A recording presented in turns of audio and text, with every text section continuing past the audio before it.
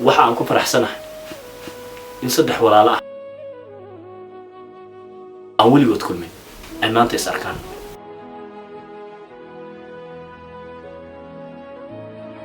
abihin waxa uu idinka dhintay dhaxal qaali ah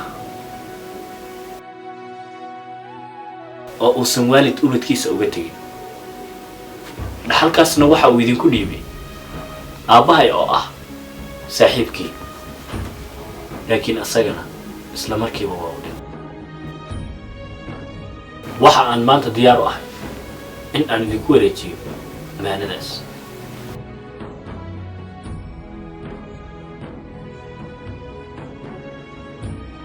sababta aan halkan u joogno ayaa ah midaas. maadaama aan anigu ugu weynahay familka, aniga ayaad igu wareejinaysaa dhaxalka aabbo. xaq uma lid hantidaas in kaliga lagu dhiibo.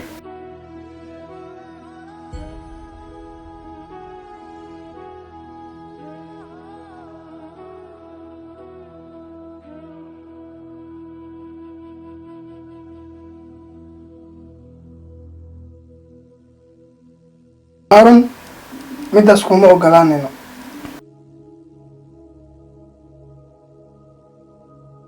hantidan aad u jeedin waxaa lahayd hooyaday, waxayna u dhiibatay aabe. hooyooyinkiin maxay haysteen? waa waxba. waa been.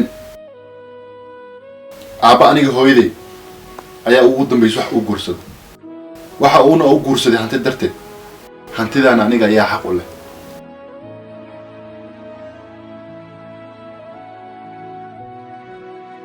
labadiin waxaad jeceshiin ayaad isku sheegteen. hantidan waxaa iska lahay aniga awooweyga. wuxuuna siiyey hooyo iyo aabbaheena. weli caddaan ayaan u haystaa midaas. labadiin waxaad doontaan haddaad suubisiin.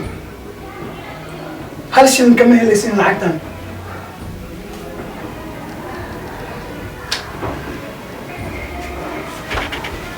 suga maxaa isku dagaalaysaan? ma waxaad u malaysaan aabbihiin inuu hanti badan idinka tegay? maya, waxa uu idinka tegay waraaqahan. waxaana ku qoran qoraal dardaaran, laakiin dardaarankaas wuxuu ka qaalisan yahay hanti walba oo dunidan taalla. aabbihiin idinkama uusan dheeraan nacaybu idin qabo, ee hooyooyinkiin ayaa sidaas jeclaa. isagana in idinka fogeeya ayuu diidanaa.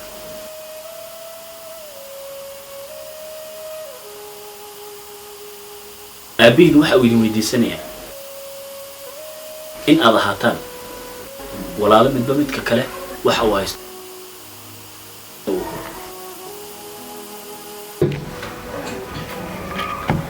in aad ahaataan walaalo uusan gabal u dhicin waana u baryin, iyagoo aan ogaan kan kale waxa uu ku sugan yahay.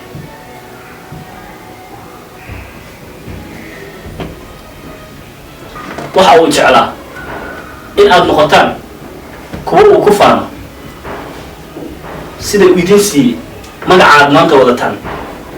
idinkana sidan ayaad isku necabtiin.